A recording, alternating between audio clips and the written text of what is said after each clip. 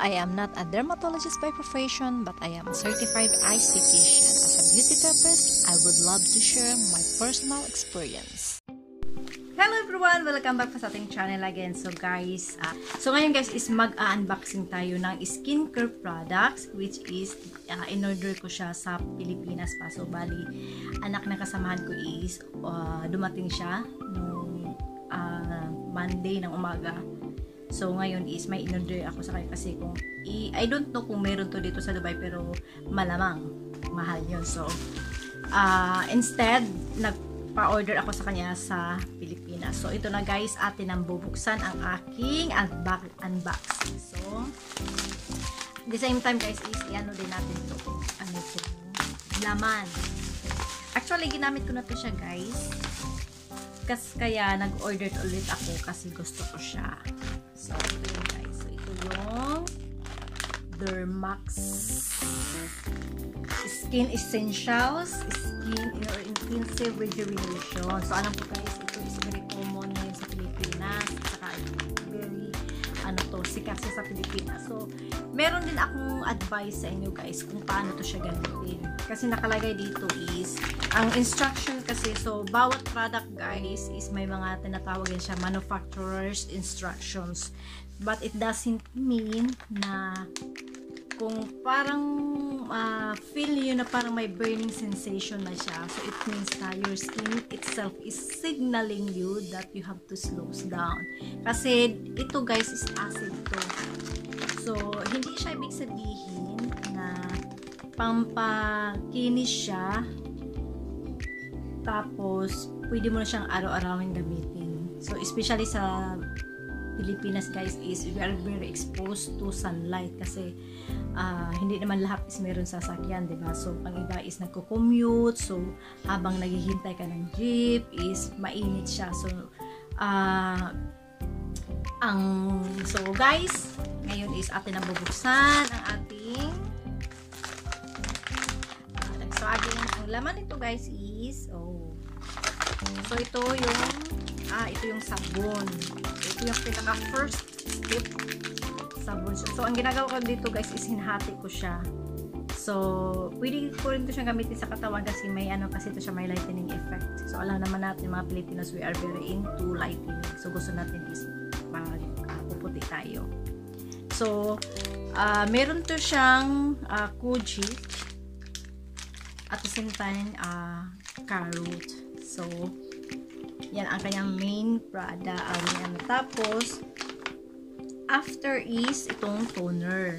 So ano din natin guys kung ano yung ingredients ng toner, kasi dapat malaman talaga natin guys ang mga ingredients. So again guys, lagi kong sinasabi sa inyo na as a customer, as a user, kailangan natin, we have to get involved sa mga binibili natin na product.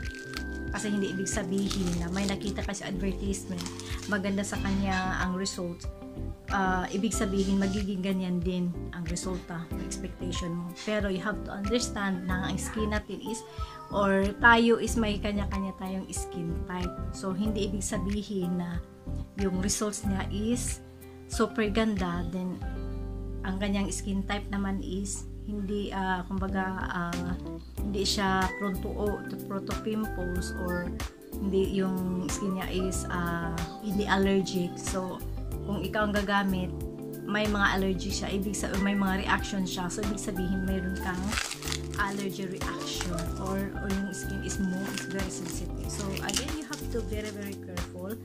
Tapos alamin mo din kung ano yung mga allergies mo, kasi may mga product na nag-flare up or yung pag once na ginamit mo na siya, magkakaroon ka ng sensitivity kasi, or reactions, kasi nga your skin is may may product na ginamit ka which na hindi siya suited sa skin mo.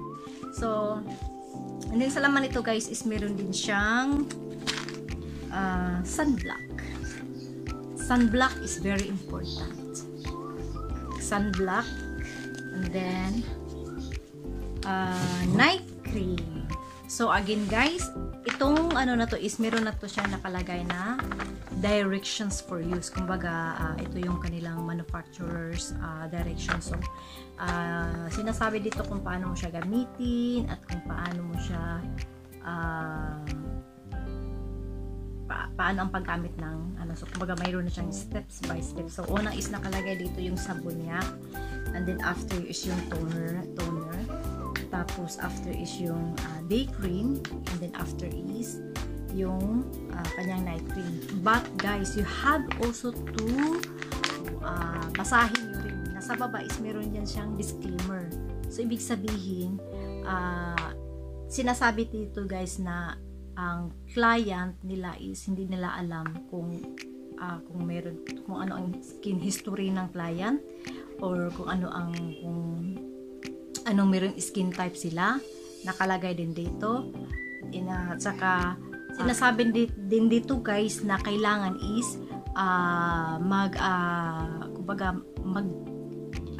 kayo ng mga review or feedback ng product, ng mga online product bago kayo bibili. So nakalagay yan dito guys, dito sa disclaimer nila. And then also ang kanya namang precautions, nakalagay din dito precautions. So ito yung hinin nyo, precautions, at saka yung disclaimer nila is naka-state din dito. And then yung ito namang precautions guys is ang nakalagay dito sa precaution is prior to use. Ibig sabihin, bago tayo gumamit ng product na to is kailangan natin ng skin patch test. So lagi nyo ang sinasabi ko guys sa mga previous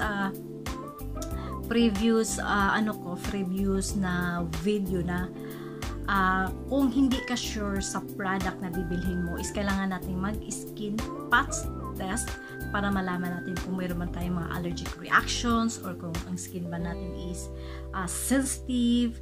So kailangan natin yan bago tayo bibili sa product na hindi natin siya. Lalo na ngayon guys sa online, napakadaming product ngayon sa online which is hindi natin alam.